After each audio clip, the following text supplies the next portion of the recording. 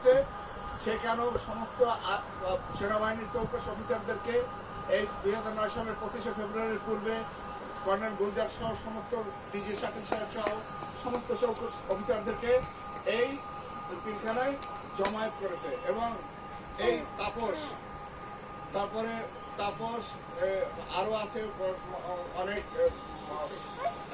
শেখ সেলিম এবং ওই যে আরও আপনাদের নানক এদের সাথে যোগ সাজসে এই পরিকল্পনা করে এই ভারতের বিডিআর এর ভিতরে ঢুকাই দিয়ে এই বিডিআর হত্যাকাণ্ড ঘটানো হয়েছে। আমরা সাধারণ সৈনিক, আমি কোনোদিন বিশ্বাস করি না, তখন আমার 29 বছর চাকরি, আমি বিডিআর সম্পর্কে জানি, কোনোদিন বিশ্বাস করি না যে আমাদের উপরস্থ যে ভালো ভালো অফিসার যারা আমাদেরকে আদর নিয়ে লালন পালন করছে তাদেরকে আমাদের সাধারণ সৈনিক কোনদিন মানবে না। এর প্রমাণ আপনারা জানেন, 25 ফেব্রুয়ারি সমস্ত প্রিন্ট ইলেকট্রনিক মিডিয়াতে এই তথ্যগুলো আছে। সমস্ত টেলিভিশন কভার করছে যে সিলিংটা পাওয়া গেছে, সিলিং অর্থাৎ অস্ত্র কাঁধে নিয়ে ব্যবহার করা হয়, সেই সিলিংটা আমাদের বিডিআর সাপ্লাই নেই। যেই গুলির খোসাগুলো আমাদের অফিসারদেরকে হত্যা করার জন্য যেই গুলি ব্যবহার করা হয়েছে, সেই যে খালি খোসা, সেই